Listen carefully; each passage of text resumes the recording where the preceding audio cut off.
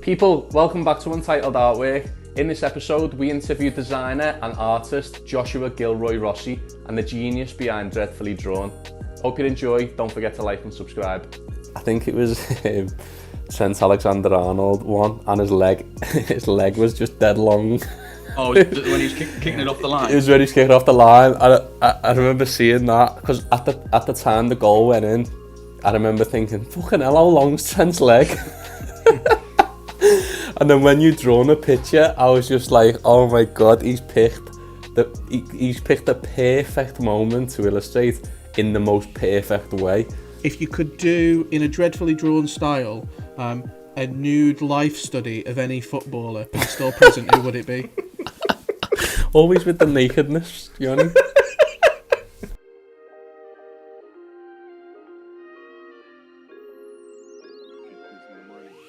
Josh, so welcome to the podcast. Thank you for having me. You're welcome. It's good to finally have you on. I know we had a bit of... I know you work, don't you? What is your other job that you've got? So I'm a designer. All right, okay. By day, so yeah, I just sit in the house all day anyway, really, designing stuff for an agency down in London. Oh, so, nice. It's awesome. The Dreadfully Drawn is essentially a hobby that I do. Yeah. But yeah, I spend a lot of time in the house. So what kind of stuff do you design during the day? It's mainly for like social media, so like betting, graphics. Graphics, betting companies, all those things. It's mainly sort of, well, it's changing now with Instagram being sort of reels and stuff. It used to be just still stuff, but now obviously it's like animated stuff as well. It's a mix of all sorts of things. Yeah. It's mainly for like sports betting or sports companies. Yeah. And is that a freelance gig, or are you employed? No, it was at first, and now I'm employed to do it. Yeah, it's good. I enjoy it. And is a lot of it quite quick turnaround stuff then? Is it quite reactionary? Yeah. Like you could get a brief in it. Some things need to be out within like an hour or 2 hours. Right, wow. And then some things are like next week or 2 weeks time. It depends really. I don't think I knew that you did that kind of design stuff, because obviously I guess we all know you for the Dreadfully Drawn stuff. Yeah. But I'm almost surprised, because I feel like, every designer that I'm aware of has a big presence for that kind of work on social media, but obviously you haven't really felt the need for that. No, I did before Dreadfully Drawn. That was what I was trying to do. I was trying to be a freelance artist or designer, and then, well, I got employed by them basically. So I didn't really feel a need that I needed to do the freelance stuff anymore. But Did they find you online? yeah, it's well, no, they called out for someone, and I basically said like, I'll do it if you want me to. Oh really? And then I started getting more gigs with them, and then they offered me a contract, which was good. That's good. Are you self-taught, or is that something you learned? No, I went to uni. I did go to uni, but it was a waste of time, to be honest. It was just most of what I do is self-taught, because uni was just a big party. It was a shit show, really. I don't know if I'm allowed to swear. Sorry. Swear away, man. Say whatever you want. Fuckity fuck. But uni was a shit show. So yeah. So what course mostly did you do? self-taught. What did you do at uni? Did you do graphic design? Yeah, it was graphic arts and design, and then I realised halfway through that I should be doing animation, really. So then I went on to do an animation degree. Oh right, cool. Or like a master's degree. So yeah, awesome. It's sort of gone from there. Yeah, that's why I try and do a lot of animation in Dreadfully Drawn, because yeah. Because I'm putting my degree to use. It's pretty good, mate. So let's talk Dreadfully Drawn. What inspired you to do that kind of style? Because to be honest, it's dreadful. That's the soundbite for this podcast. Well, there's a few accounts around, isn't there, that sort of do the poorly drawn thing. Yeah. Like there's poorly drawn Arsenal and Cheap Panini, I think, or they might have changed the name now, I think, have they? Yeah, Is I it? think they have. Yeah. No Scorer, I think they call it. Yeah, something like that. Yeah, I know what you mean. And badly drawn footballers, I don't think he's active anymore now, though. So there was those accounts on the go, and then Oh, don't forget, was it footballers with breasts? Has anyone seen that? Yeah, One? Yeah, that was funny as well. That's Yeah, hilarious. there's at Karl Thyer as well.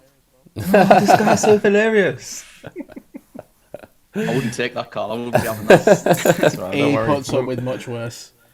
Yeah, he does. Trust me, I do. So the style, I've got a few examples. I came prepared. I've always done this style from when I was like a kid. So like, can you see that? Just about, Yeah. Is that Carl? And there's Callie. So it's something that I always did as a kid. Like I used to draw family members and stuff and get reactions from them. And I think that reaction was like the thing that drove me on to want to do it properly. So I just decided I had nothing else to do, so I would try and see if anyone liked it. And then Yeah. we're here.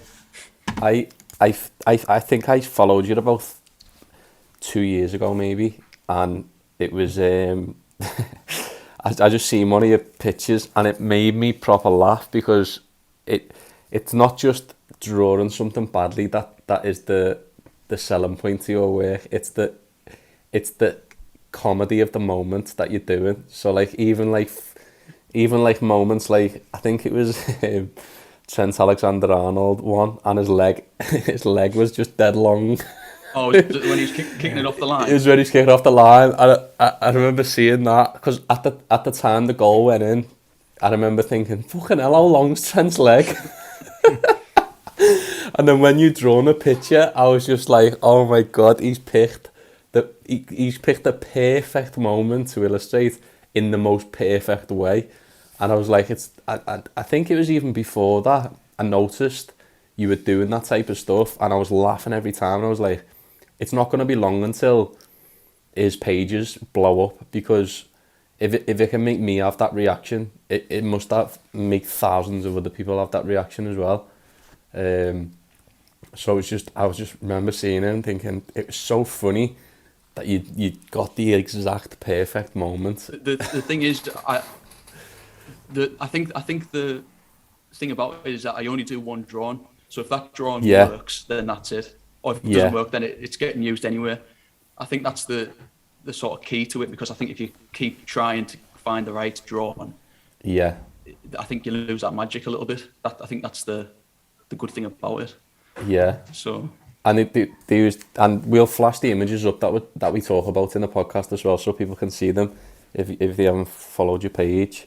But I remember did you, Yoni and Carl, did you see the United one? Remember when our bus got stuck at Old Trafford and someone like wheeled a bike in front of the bus or something? Yeah. That one. Yeah. I remember seeing him draw that one, and I think that's like one of the first times, Josh, that I've seen you got really shared, like your work got shared. Yeah. Like thousands of times. The girl in the buggy actually got in touch. I think. Oh, did she? Yeah, she got a print of it. I sent her a print of it. Yeah. There's one for me is a more recent one, which I saw like a few weeks ago, was the Conte and a Tuchel handshake, and the arms just I thought it was brilliant. Honestly, I burst out laughing when I saw that one. It was superb. Yeah, it was good. Is the comedy stuff like the stuff that you wanted to put in originally? Like, when you started doing it, were you like, I would just like this style, or were you like, I want to make this funny? No, it's for me. Even now, it's about the style. It's not really about making them funny. Oh, really? So it's that just comes as a byproduct. That's just what my hand and my brain do. And then some of them I find funny. Some, like, I don't really find them that funny when I'm doing them. Yeah. But there's some that I think the portraits. I find the portraits funnier.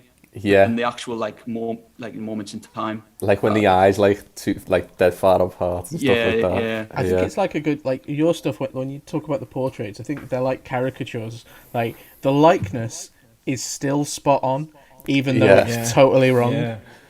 Yeah. I remember seeing one like I think a couple of weeks ago, like 2 or 3 weeks ago, you did like Brendan Rodgers, but it was like cropped into like here. Yeah. And I was just scrolling through Twitter, and I was like, I know who that is. I can immediately tell who that is before I read anything. And yeah, the likenesses are just always so good. Like, you can just immediately like recognize who it is. I think you like, even when you're not trying to be funny, like there's that eye for what makes somebody kind of like unique that works really well. Yeah. I think that was a problem when I was probably younger. I bought a book, How to Be a Caricature Artist. Yeah. And I absolutely hated it because it was like the traditional sense of caricature art. You know, like you might see. Yeah. You might pay someone to do it when you're in a big city or something like that. And I hated it. Like I hated that I couldn't replicate what the guy was doing in the book. Yeah. So for me, this is just my way of doing caricature art. Basically, I know it's not really caricature art, but it's my interpretation of it because I can't do it properly. Yeah. Yeah. I think that's. Yeah. I mean, do you say that though? But like, the essence of caricaturing is to It's a piss make take, it, isn't it? It's a piss take. It's to make it look like the person, but at the same time make it funny. And like, who's to say yours isn't the best type of caricature style? Do you know what I mean? Yeah, I've thought about that. Like, is that what people like about it? Is that that's how they see, or that's how they would draw someone? Yeah. Compared to like a proper caricature artist. Yeah. Maybe that's what people like about it. I think it's brilliant. I'm not just saying this because you're on the pod, and I think I've tweeted this in the past, but yours is probably in the top 3 of my like favorite pages to follow, because I just know every time it's on. I'm just me and you, Yoni. the other two. Yeah, we the other two. No, you aren't even in the top 10. But like, I just know if I'm like having a bad day or not stuff. Moving past that. I'm not just getting away with it. Yeah, you are. Josh, you are, we're looking for a new member of Untitled Artwork. Do you fancy someone's just about to lose their job? Callie's been quite kind to me, so... Yeah. Oh, what? So you're going to team up with him? Okay, fine. Me and Josh are going to team up, yeah. Dreadful artwork. But yeah, when I look at them, I know I'm going to get a laugh out of it, and I know... And the funniest thing to me is that I know that you can draw, because you do design work. You've done a degree in design. You've done a master's degree. I know that you can do that moment better than what you do it. So that it's like I think you can, but the juxtaposition of like you're doing it as bad as you can just makes me proper laugh. I don't know what it is about the page, but I think if I try to draw it properly, it would be worse than the actual. Yeah. That might be actually worse. Yeah. Maybe it's maybe worth trying. I'm just looking at the Fabinho one where he done the flip. Oh, that was. Didn't he tweeted you, didn't he, or he reacted to it? Yeah, I got it out really quickly, and it must have just been at the right time. It's so funny, man. That one blew up. That one blew up on Twitter. I think that's probably the one that's blown up the most. Yeah, I think Alison shared your work as well, didn't he? Yeah. Oh yeah, when you drew him with like his with the pipe in his, With with his like mate or something, wasn't it? Yeah. That didn't do as well as I thought it would. Yeah. I don't know whether it's because it was on his story. It didn't really. It just didn't really like bring anyone to my page. Yeah. Which was annoying because he's got at the time he had like 9 million followers or something. I don't know what he's got now, but it was annoying. It generally doesn't. We've spoke about this at length about influencer marketing now. Like, yeah, no, it doesn't. It doesn't seem to work any. Like a retweet doesn't seem to do it anymore. No, it doesn't. Like you said, Josh. Like I had Steven Gerrard. I mention this in almost every podcast. He mentions it almost every day. Yeah. Steven Gerrard put mine on his story multiple times, and I must have only gained a few hundred followers from it, and you're like. You'd think it would be like thousands, wouldn't you? But it's just not. I think people are just used to seeing that now, and they go, "Oh yeah, that's cool." Yeah. They don't really follow it through. I think people are lazy as well. They don't like to click more than, if they can't press to go to the account. It's a bit of a. If people are so lazy, they just want to do 1-2 things. Like, I can't be asked to move on to the next story or whatever the case may be. The collab feature on Instagram's changed the game, wasn't it? Yeah, it has. If you can collab with someone. Yeah, it definitely has. Yeah, when I done the, I gained a lot more followers and stuff from the West Brom work that I did recently than I did with any of the Gerrard stuff. Yeah, really. Just because it was it was on their page and mine simultaneously. Yeah. So it's basically the same post, isn't it? The Instagram collab. It's the same post, but on both accounts. Yeah, exactly. It's a really good feature. I think TikTok's really changed behavior as well, because like if it's like organic search is what you want, but at the same time, like on Twitter and Instagram, you have to click on someone's profile then click follow. Whereas if something pops up in your For You page on TikTok, you can just, the follow button's right there.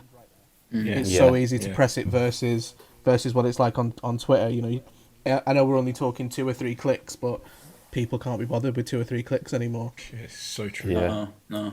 Yeah, it's a design floor. But speaking of Instagram, Josh, I think like I said, when I remember first following you, I think you had a similar amount of following as me, and you've grown massively since then. Like I think you're up to nearly 20,000 followers now on Instagram. Is that how much do they cost? I'll message you after. But how did that come about? Did you have like a big blast of followers straight away, or tell us a bit about how you sort of blew up from where you were? I don't know how it worked. I can pinpoint the draw, and it was after Origi scored against Wolves in the last minute.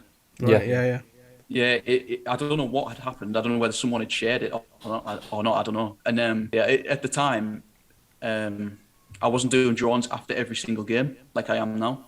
Yeah. And I wasn't going to do it. I wasn't going to do a drawing, but I just thought like it might only take 20 minutes. And obviously, I think the emotion after the game was so high that any post that I did was probably going to do quite well. Yeah. So I did it, and then from there, I mean, it's been crazy, to be honest. I think about a week after I drew that, it got to 1,000 likes, and then like it's just gone berserk, really. So how many followers did you have before that post? I think I had about 1,200 maybe. Really? Wow. That's over like 4 years of doing it. Yeah. And then up until I think March, I was getting 1,000 every week, and it was just like, I don't know what's happening. I just don't know I don't know. I don't even know how people are finding my page suddenly. Because at times beforehand, it felt like a slog at times to just get your work seen. But yeah, it is mad. Karl, yours has been like that recently, hasn't it? Yeah, I think I've gained 3,000 now in the last 2-3 weeks, maybe. It's just a bit weird, and I can't pinpoint it to any particular post because they're all sort of going up simultaneously now. So I don't know which one was the one that sort of triggered it. It's just a bit odd. It must be the Explore page, mustn't it? That's what I think. I think your work must be coming up on the Explore page, and then people find it from there. That's what my theory is, anyway. And obviously, like, I'm sure your engagement has gone through the roof, but has there been like, I guess, any tangible outcomes from gaining that much more of a following? Because I know you've got an online shop like all of us do. Have you got anything from it like that? Well, I didn't really set my shop up properly until I had about 13,000. All right, okay. That's one of the questions that's on that I sent you. What have I made anything from it? Yeah, just like what Yoni just said. I think have you seen an uptick in sales since then? But someone asked me. I was on about 13,000 at that point. And someone said, "Do you make money from Dreadfully Drawn?" And I was like, "No, not really." Yeah. And then it made me think. Well, it seems a bit silly putting all this work and all this effort in, and not making anything from it. Yeah. So then I did start selling prints, and it coincided with Liverpool being good as well. Yeah. Which helps. Makes a difference, yeah. Yeah. Which we all know is the opposite is happening right now. Yeah. And my shop's currently on holiday anyway, so I'm not. All right. Not selling at the minute. No, I had COVID, and then I thought, well, I better put it on. I didn't really want to be going to the post office and stuff, and then I just haven't had time to set it back up since. Yeah. But it's on the agenda to do.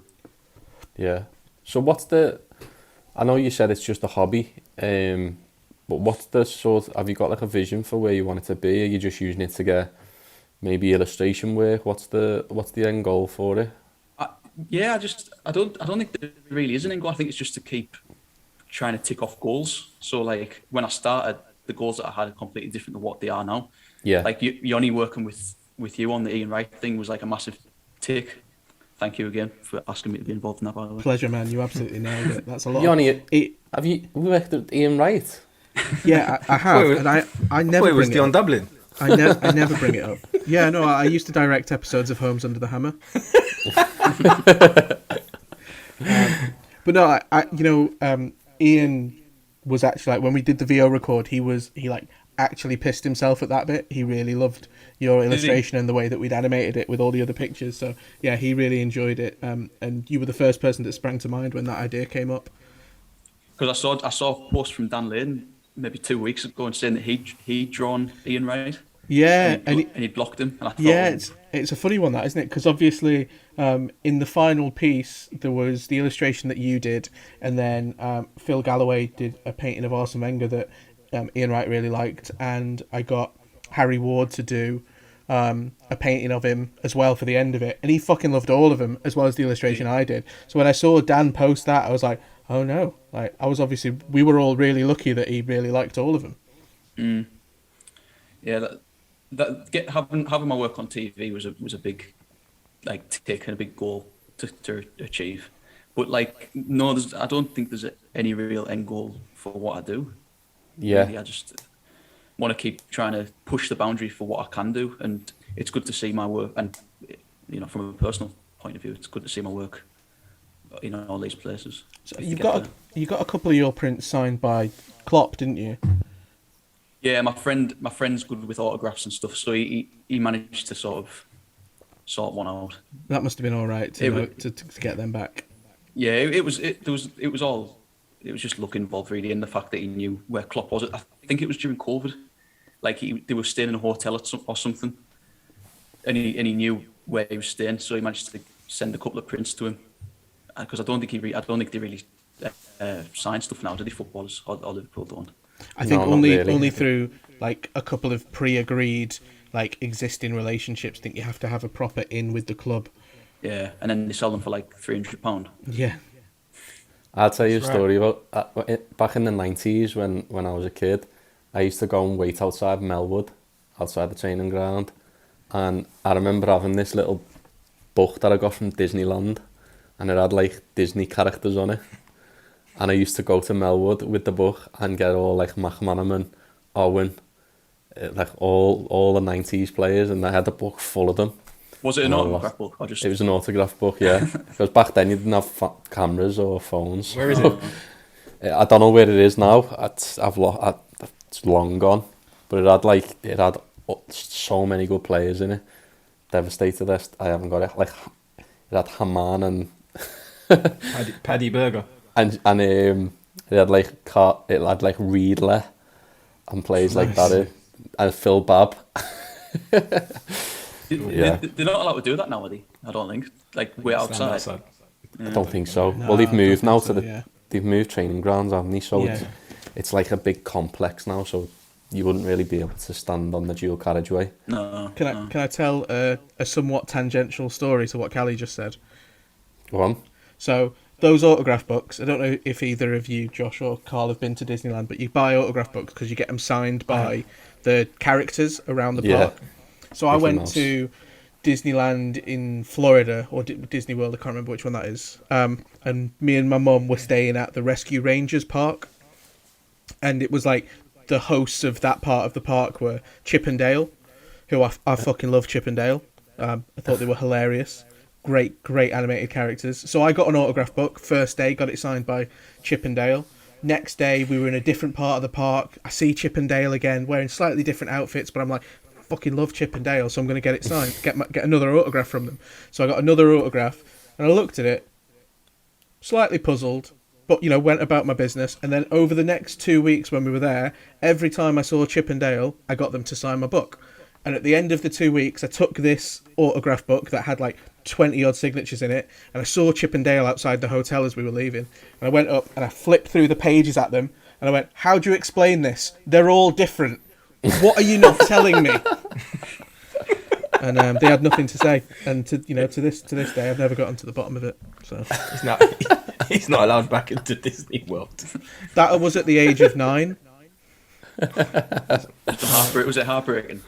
Yeah, it was seeing through the facade. It was like the first time you find out book? Santa doesn't exist. Yeah. Where's what the do you mean book? it doesn't exist? I burnt the book, Carl. We're going to have to get like a sad picture of Yoni like stood next to a Mickey Mouse for the graphic to go across the screen. Why would it Chip and Dale? Why would it be Mickey Mouse and not Chip and Dale? Did you even listen? See, I would never have had the confidence to go up to them. I hated anything like that. Really? Yeah, I wouldn't have even spoke to them. Yeah. That's funny. I was so angry.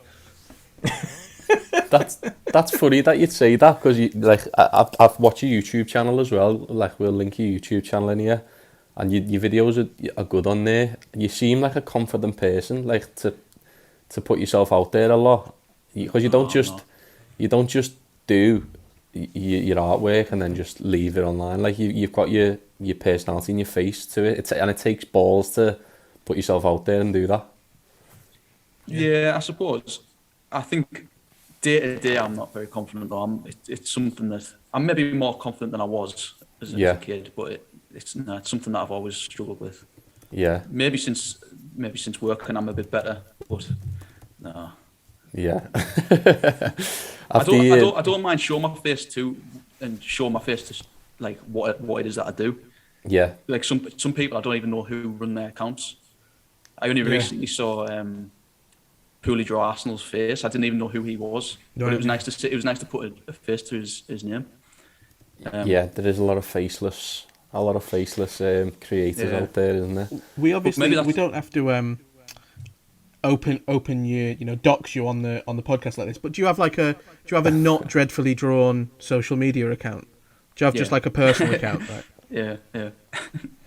Yeah, but I just follow family and friends on it. It's not nothing creative on it. Just yeah. I just wanted to ask, like, so when you were going back to the beginning when you first started it, what was the reaction like from? Because obviously we know now that dreadfully drawn, it's meant to be dreadful, but I just wondered whether you got like some, even though it's called dreadfully drawn, I guess, but I wondered whether you got like reaction, just bad reaction, or people saying like, what is this type thing, or has it always been quite positive? Well, that was actually the whole reason for doing this, like dreadfully drawn, because I was doing. I remember I did an animation for Redmen TV, and I put a load of effort. Like as a freelance, I put loads of effort into it, and I just found myself checking like the comments and stuff all the time, and it's the same for everything that I used to do. And I thought I need to do something that's basically, if someone says it's shit, then I'm not bothered. And that was the whole reason I started it, because no matter what anyone said, if it was shit or it wasn't funny or whatever, then it didn't really bother me, because the whole point of it is that it was shit. Yeah. So. But yeah, very good. So I've had like the odd comment, but nothing. It's usually early on in it was that I used to rip people off. Yeah. Which is a bit of an insult, but I'm not bothered. Because you're selling them dreadfully drawn stuff. Well, and like there was, like I said, there was like the cheap Panini and people like that, like ripping them off. But no, nothing overly offensive. Have you ever had an instance of a player or someone seeing a illustration you've done of them and not being happy about it? No, but they've seen it on stories and haven't responded. So that's my way of basically saying that they didn't like it. If they don't respond to it, then that's them basically saying, what the fuck's that? No, I'd say the opposite. I'd say, like, if they don't reply, that's like they're complicit. It's fine. Yeah, I could literally do an episode of the pod where we just go through picture by picture and like talk about. It's so funny, man. I don't know if you know which one I'm talking about, but the Dominic Calvert-Lewin one with Tom Davies, where they've got the things on. Yeah. Crazy coats and the shoes. Yeah. I tagged him in the story, and Calvert-Lewin saw the story but didn't respond to it. But, oh really? Yeah.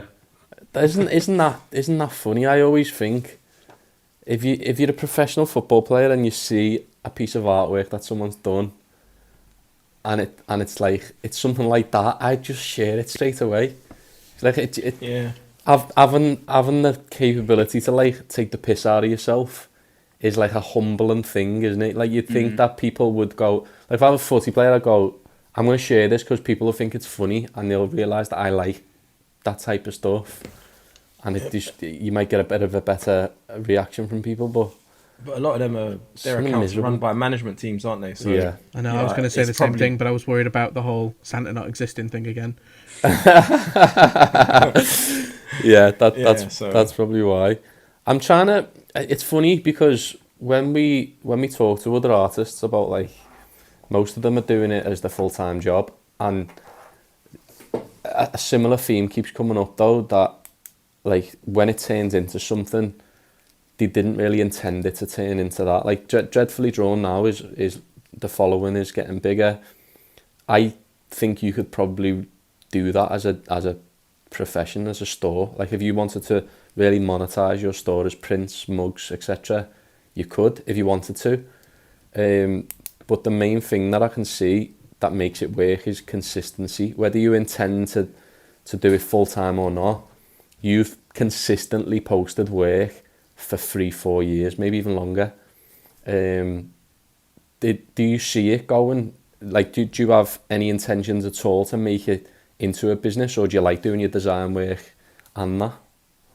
No, I don't really. Like, I quite like the fact that I can go away for a couple of days and not even think about it. Yeah. And then come back to it and not be sort of worried that I haven't made a certain amount of money each month from it. I think that's always been the case. Like even before I got the job that I'm in now, I was working at Sainsbury's and doing Dreadfully Drawn on the side. Oh really? Yeah. So no, I can see why I would, and I could do more with it. Like I could sell cups, t-shirts, all that sort of stuff. But it's just time and like the effort that goes into sending them and stuff like that. I just think it's hard work. Yeah. So Karl knows all about the pressure of having to send a lot of mugs off.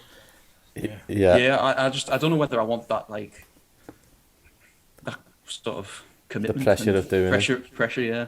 What about like coming from? So forget the sort of sales side of it. What about if a big company came in for you and said, right, we want you to do our stories or to do our posts for the next 6 months? Because I always find the one thing that is really good about it is your finger's always on a pulse. You're like, as soon as the event has happened, you are one of the first social media accounts I see that, bam, it's there.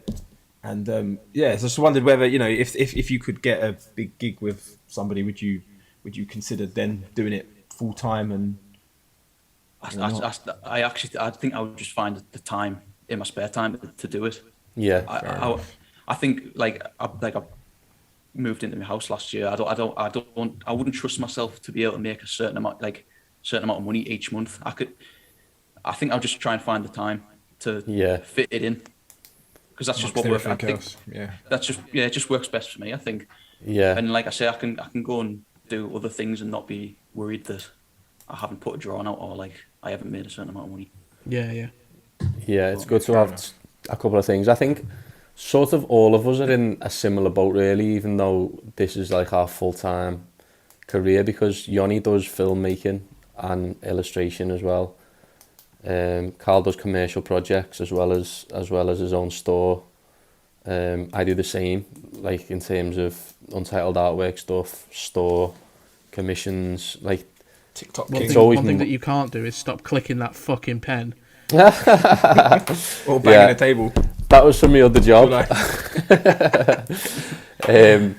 But yeah, it's refreshing to hear that, because like I said, most of the people that we speak to are like, all your eggs in one basket, this is what we want to do. But do you think if you weren't working in design work, you'd feel differently about that? Like when you were at Sainsbury's, were you like, oh... Possibly like wanting to get out of it, yeah, maybe. Yeah. But at the minute, up until now, I haven't had that feeling, so I don't really know what it feels like to be in a job where I don't want to be there. Yeah. You're quite young, aren't you, still? 26. 26. Yeah. Still young. Yeah. Well, compared to you, Karl. Karl, are you the oldest? Yeah, by some distance. No, I don't look it, but yeah, it's just the way it is. You don't act it either. Yeah, I don't act it either. That's what keeps me young. You're 40? Yeah, I'm 40. Yeah, don't act so surprised. How old does that mean you were on your X Factor audition? Fuck off. That's funny. There's Jeremy just cut in a little bit of the postcode lottery ad. Right. Do a side-by-side reference. So looking at it, Josh, I think on you're sort of open up to more commercial jobs. Like, have you had any offers recently since you've grown for like commercial work, like magazines and things like that? Have they reached out? No, not really. No? No. No? Is the M&S thing the only sort of commercial? Yeah, I've got something lined up, but I'm not telling anyone about that, because I know the minute it leaves my mouth, it'll fall through. Yeah. So I haven't even told my family. I haven't told my family about it or anything. It's just no one's getting told about it. Yeah. But other than the M&S thing and then this, no, like, not that I can think of. Yeah. Which is annoying, because that is probably what I would rather do than sell prints. Yeah. But yeah. No. It's much better work. I've noticed from you've got a TikTok as well, haven't you? A TikTok account. How many followers have you got on there? Not many, like 300, I think. 350. It's mad the way it works. And you've got more animation stuff. One of my favourite stuff. TikTok accounts. Mine? I agree with that. Yeah. 100%, man. I can't crack it. I just can't. I can't Yeah. seem to crack it, which is annoying. Again, I don't think it's something that you can crack. I think it's just timing, isn't it? The Being timing. in the right place at the right time. Saying the right thing. Right place, right time. Yeah, Callie, yours has gone mad, hasn't it? Yours is... Yeah, insane. Like, it's nearly at 30k now. Yeah. And it just.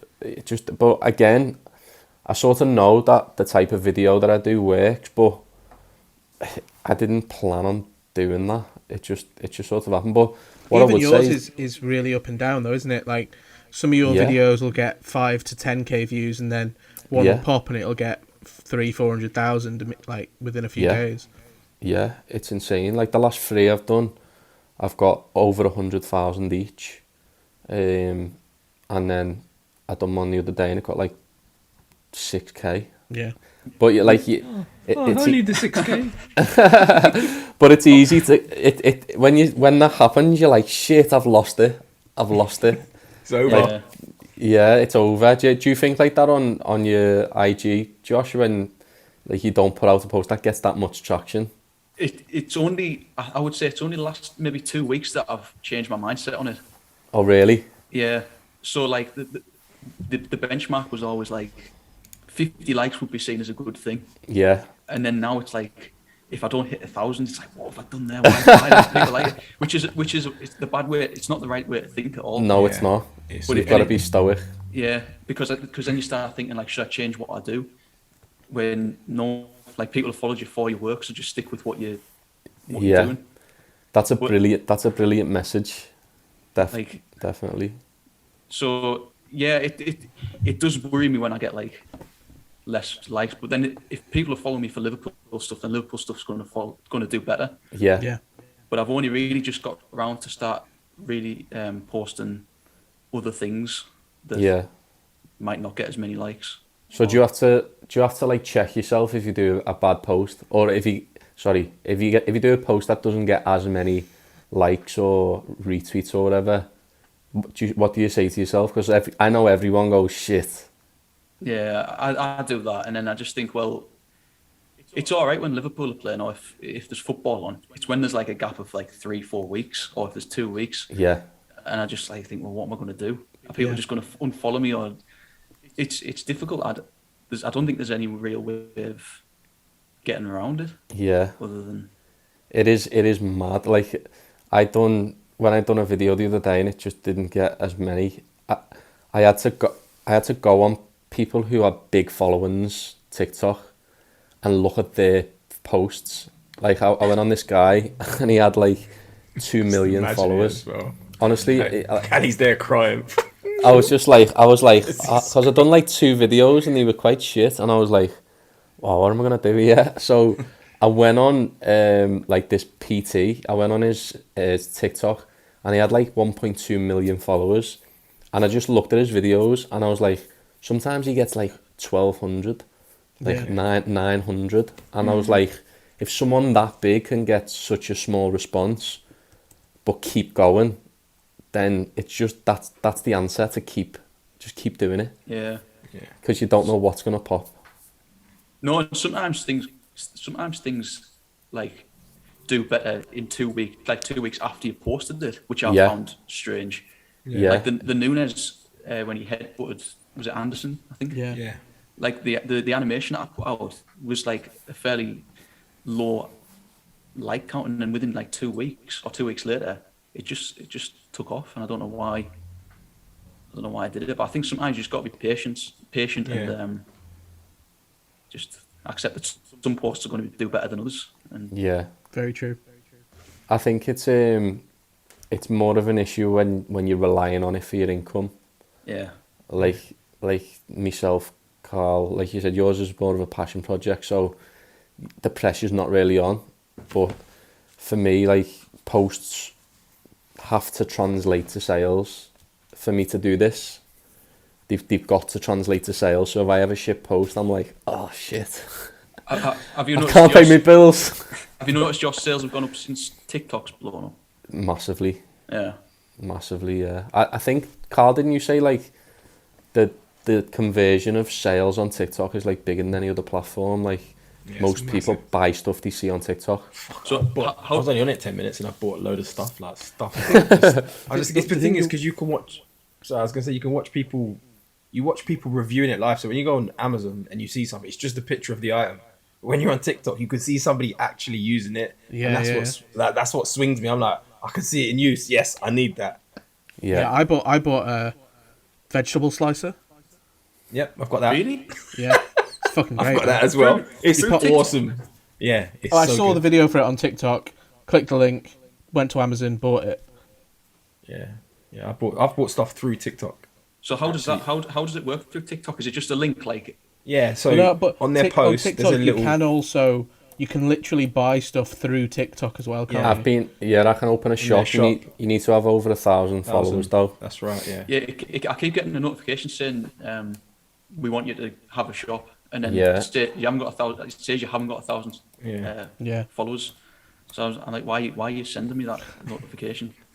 Yeah, it's like you put it on your page, literally click it, and then you pay for it through Apple Pay, and then like I think it took like less than a week. I think the interesting thing gives you stuff with all of it though is how cyclical it is. Like because, Facebook was the one, then Instagram was the one, then Twitter was the one, now TikTok's the one. I know a lot of people are saying that within the next like 24 months it'll be YouTube Shorts, and like that has the potential to crush TikTok. It's like the only thing that could possibly do it. Like basically everything else is in the mud, but YouTube Shorts could really take off because just like YouTube by far, if you count it as a social media platform, racks up far more engagement hours than any other, and that's what it's all about at the end of the day. The reason why people like one of the reasons why TikTok's so successful is because like if I go on there, I stay on there longer than I stay on the other apps. Like I'll go on Instagram for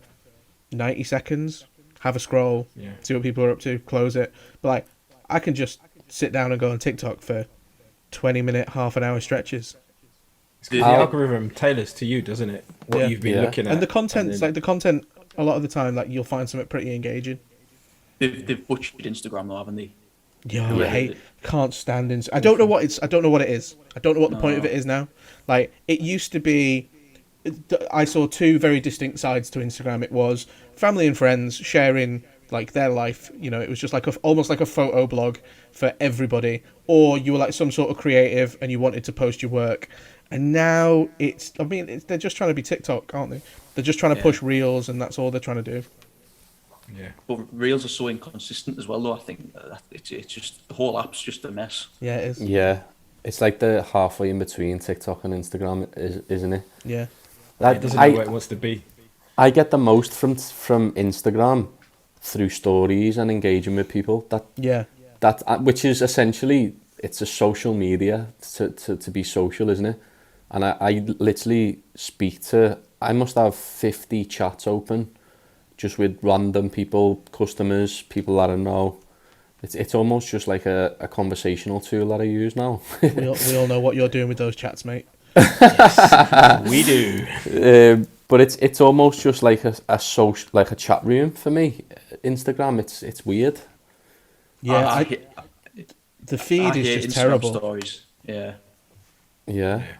But TikTok's though. I think the YouTube Short thing, Yoni, the YouTube Short is like, it seems like a beta version of TikTok. It's like, you can only upload the 30-second music clip, and you can't have other sounds on at the same time as it. So if your video's 3 minutes long, you can't have a 3-minute long audio. It's so disjointed. Yeah, I agree. I don't think they've cracked shorts yet.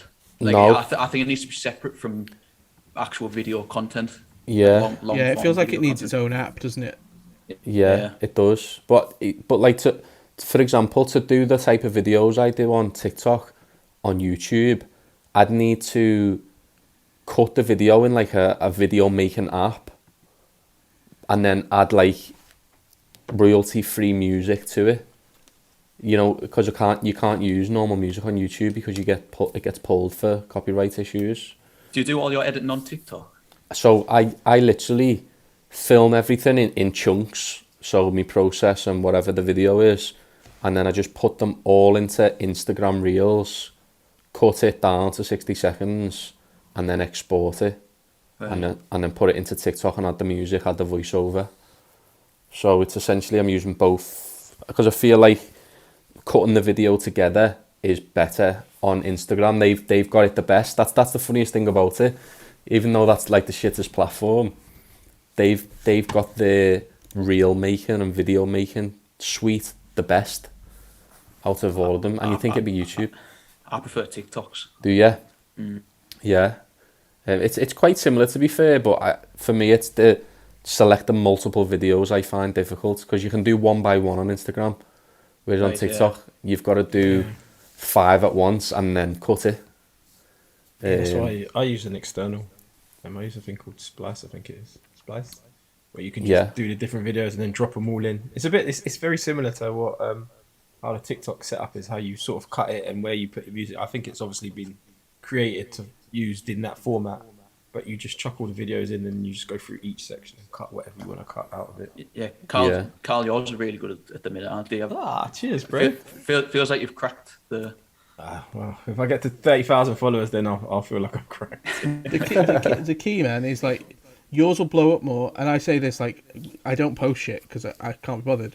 But if you need to put your voice on them, because the TikTok algorithm uses the captions to figure out where to send your video.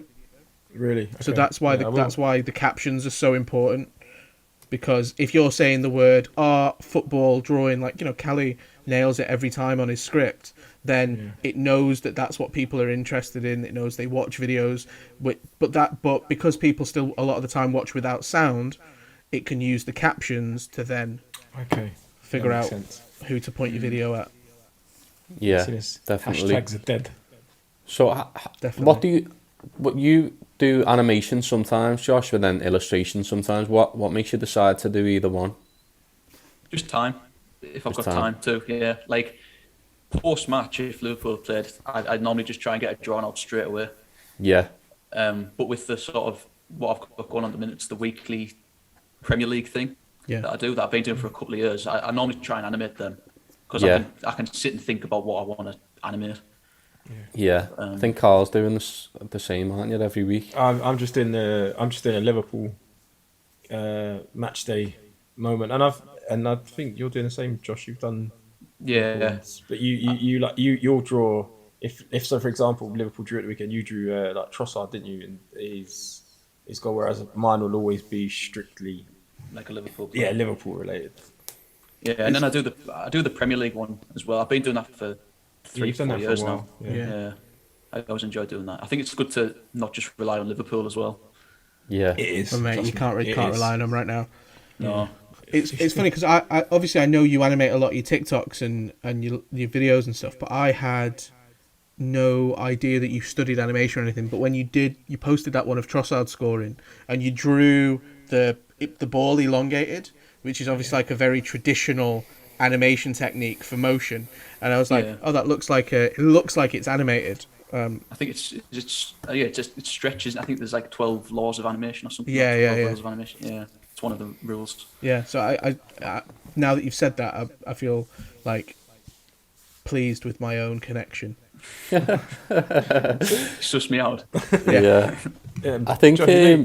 Go on, Carl. So I was going to ask, your process. So when you're sort of creating anything, do you draw it on paper first, or do you just go straight to the computer, the iPad, or whatever, and illustrate it there? Yeah, I do it all by pen and paper. Yeah, I normally get a good sketchbook, and then like this is like This was my first book. So they're like the first drawings that I did. Is that for me, Yeah. Mane. I think I've always just done it by hand because I think that's a bit of like authentic. It's more authentic, I think, if I do it by hand. I haven't cracked the graphics pad thing yet. I can't use them.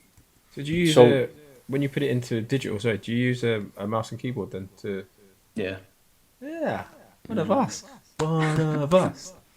So what, do you do vectors based on your, or do you do like MS Paint pencil? I scan the drawings in, and then I put them into Photoshop, and then like fill them in. Oh, okay. So you just like boost the contrast, so you get a clean black line and like a clean white background. Yeah. Yeah. Okay. And then like just fill the gaps in, and then add any shading with the brush. Really basic stuff, but but it works. Yeah. Yeah. I mean, most people are on Procreate, aren't they now, with a Apple Pencil? Yeah. Yeah. The thing is, you just need to do what works for you, don't you? Yeah, and I've got it down to like 15 minutes, 10-15 minutes, so I can have stuff out. That's the key that I always say. I try my best to get my drawings down to an hour. Like if I can get them down to an hour, I can put more out and I can make more sales. If mine takes less than a day, I don't even know what the point was. That was one reason why I just didn't enjoy vector work as much. Yeah. I hated the fact that I couldn't just get it out straight away. Yeah. Like you've got ideas in your head, and like if they just take hours and days to do, it winds me up. Yeah, that's why yours is like sort of perfectly positioned for the topical stuff, because like Carl said, within 15 minutes, like for example, Liverpool could have an iconic moment in the first half, and you could already have picked that moment, and then as soon as before the game's finished, you could be watching the game doing that. Yeah. And then Trent's free kick the other day. Yeah, and literally like 90 minutes gets hit, and you could release that. Well, when you were saying about a job, watching the football has become a bit of a job, because I know that as soon as the football's finished, I'm going to get on it and draw. Yeah. So like, it's become part of my routine. Yeah, that's good. I was saying that the other day as well. Like the amount of sales I get now through TikTok, my job is essentially to watch football and then draw it. Yeah. It's a weird position to be in, but it's essentially the same thing. I always wanted to do the topical stuff, but I did never want to put myself under the pressure of having to do it if we lost. Yeah, it's not as pleasant when you lose. Yeah, it's hard. And it must be awful, because if we lose, you're going to post something, and the most of the time, it's not going to do that well. No, but so those ones I try and make as funny as I can. Yeah. Because people aren't going to be interested. Yeah. Normally people they'll either be ranting on Twitter or just won't be on the phone. So I've got to try and make it stand out when they lose, and it's on the back of them basically never losing. Yeah. And suddenly they have started losing a game, which isn't ideal. Yeah. What do you think what do you think of when you're trying to make them funny? Like, because that's one of the things I do with my TikToks. I'm trying to make people laugh. Like, that's one of the things I want to do. But it's hard sometimes when you just got a goal that's like not really funny. Yeah. But like, what is it? Just like, oh, I'll extend the features, or is it? It could be as simple as the caption. The caption plays a big part of it. Yeah. Like when at the start of the season when they played Fulham, I knew that it was the most boring game ever.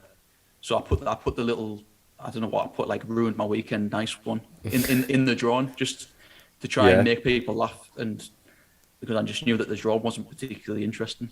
Yeah. It's stuff like that to try and make them stand out. You must have had to recycle that line a few times so far this season. Yeah, it's been a bit of a drag, hasn't it? Yeah. It really has. It's been awful. Good times are coming though. Sunday, it's a different. It's going to change. Yeah. Let's hope so.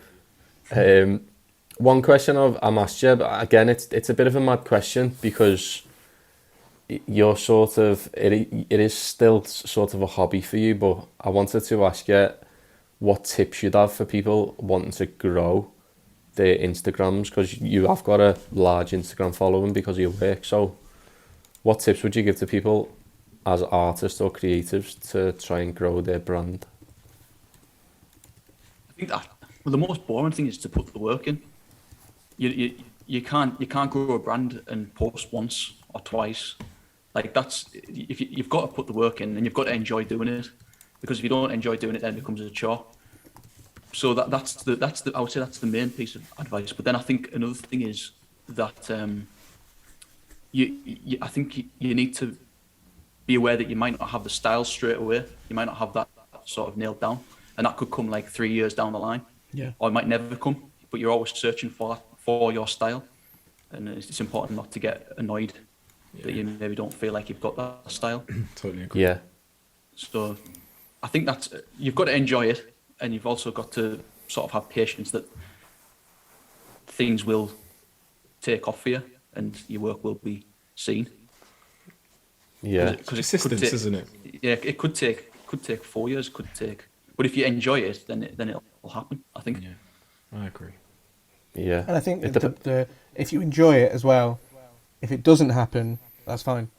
Yeah, because you're enjoying it. So yeah, I think you can't ever let audience be a reason why you make something. That's always been my mentality. Just the day I don't enjoy it, unless it's my job, then pack it in. Yeah. Yeah. Because what's the point in doing it? Yeah, definitely. Absolutely. Talking to people, interacting with people is a good tip. Get to know people. Yeah, and you don't know where that works. You don't know where the work's going to come from as well.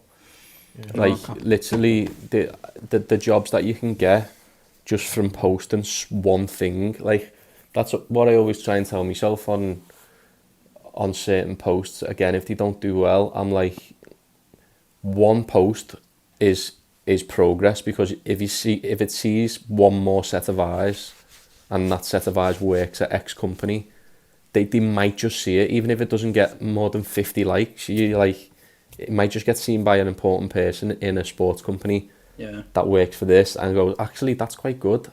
You know, some of the pieces of work that I've got bigger pieces of work from aren't the best pieces of work that I've put out, and I'm sure it's the same with all yous. I think the other thing is, like, never be afraid to reshare stuff. If you're proud of a piece of work, you don't just have to post it once. Like, you know, I've gotten to the point in the past where I've been like, oh, everybody on the fucking face of the planet has seen this thing now. And then you talk to somebody who's like hiring you to do some work, and they're like, no, I didn't even know that existed. You know, there's like Callie's saying, there's always new eyeballs to find. Have you seen my Ian Wright piece? Yeah, you know what? That is so true. And just from me posting the mugs, like, I always think that I'm overkilling. I'm always saying that these mugs are for sale, and every time I post and say, oh, you know, there's still some less, somebody goes and buys one. So I know that not everybody has seen them. Yeah. I get really paranoid about putting stuff on my Instagram story. I hate posting on my Instagram story. Really? Yeah. How come? Because I just think it's annoying people. I don't know whether it's because I don't like Instagram stories that I think everyone else is the same. I don't like posting on Instagram stories. Yeah. It's funny, isn't it? Like I said, they're just more conversation pieces for me. Like people just to interact, but that's where sales come from. Yeah, the times Generally. I've posted my store on Instagram stories is when I've had sales. Yeah. There you go. So, Yeah, I quite enjoy it. Posting on stories. Yeah, well, I say enjoy it because it's just an easy. If somebody's not interested, they could just flick past it straight away. Yeah. Do you know what I mean? There's no obligation to be drawn in by it or interact with it. It's just such an easy. So I think it's an easy way to give people something, but yet anybody who's not. And to be honest, like whenever I've got 17,000 followers now, and every time I look at it, it says like 900 people have viewed it, and I'm like, well, it's nowhere near the number of followers I've got have viewed it anyway. So yeah, it's a funny game, innit? yeah, it is. And retweeting stuff, like I'm not keen on that either. For me to do it to myself, I don't like doing it. Retweeting your own work.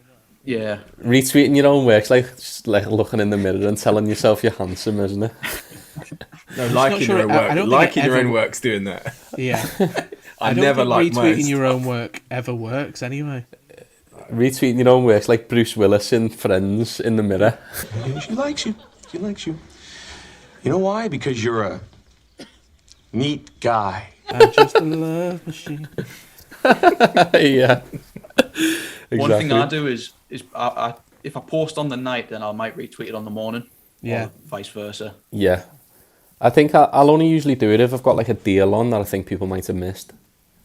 So I'll just retweet it and quote it saying, in case you missed it, this is the deadline for this deal. But yeah, so all your platforms together, Josh, we'll plug your platforms and put them in the description.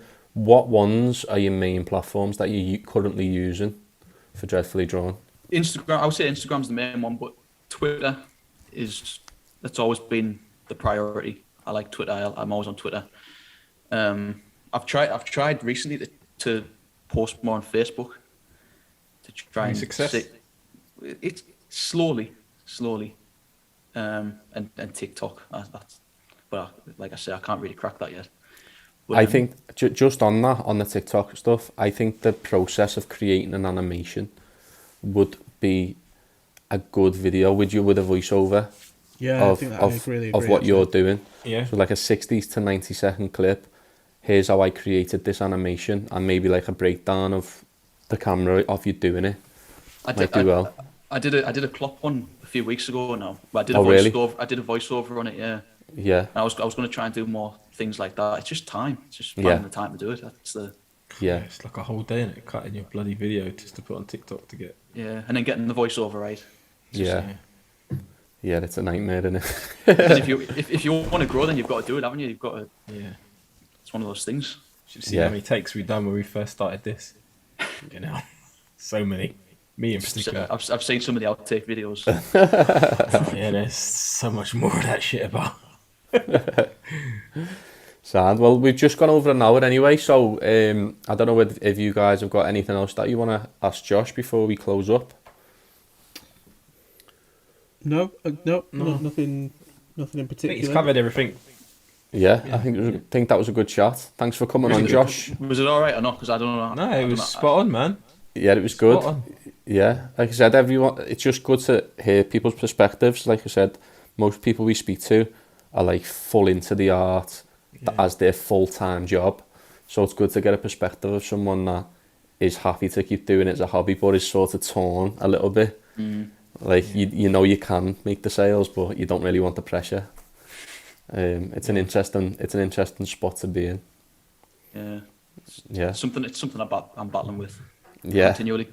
You're in a fortunate position, man. You know, you're doing a job that still gives you that fulfillment and that you enjoy. That's good. Yeah. Yeah, absolutely. Yeah, totally. Definitely. And some of your design work, Josh, I've not seen any of it. So if you do have any of it that you could share with us, because as you know, we've got Untitled Artwork, which is an art agency essentially, and we come across projects that need that type of work. So if you do have any stuff like a portfolio Right. maybe email it over to one of us. Yeah, I'll send some stuff. And we'll take a look, and if it fits to any projects that we've got, we'd be happy to get in touch and see if you can work with us. Yeah, that'd be good. Cheers. Yeah, 100%. Happy days. Sound? Thanks for having me on. Yeah, nice one, Josh. That was good. All right, mate. I thought you wanted us to ask him some sort of random fucking question. Oh shit, yeah. No, I haven't got one. I did, but my battery's low on me. I've got a question that I'll just Go on. we'll throw in at the end then. If you could do in a dreadfully drawn style a nude life study of any footballer, past or present, who would it be? Always with the nakedness, Yoni. And by the way, you've got to do this now. Past or present? Yeah, past or present. And why? Maybe the original Ronaldo off the top of my head. Why did I know you were going to say that? Did you? Yeah, I was going to say, he's going to say Ronaldo in my head. He's just wacky. He's wacky, isn't he? He's crazy, and he's got that haircut. And I reckon he'd shave his pubes into that shape so it matched. And there's so much you could do with it. So I'll keep an eye out for it. yeah, Maybe you should draw one of us so we can put as our profile pictures. That would be Draw cool. 3 of us. Oh Yeah. yeah, enjoy that. I can if you want. I've Stick been it. thinking. I've been looking at you, the 3 of you all night, thinking, how would I draw? Yeah, if you could, that'd be great. I'd be more than happy to put it as me profile picture. I'll do it. You can put it in the thumbnail. Yeah, that'd be great for the thumbnail for YouTube. That'd Yeah, be awesome. Definitely. I'll sort that out. nice one. Top man. Cool, man. Yeah, thank you very Sound. much. Okay. Thanks a lot, man. Sound. All right, Thank you. Josh. Chat Cheers, to you Nice soon, one, mate. Josh. Take Thanks care, for bro. having me. Bye. Let's. Bye.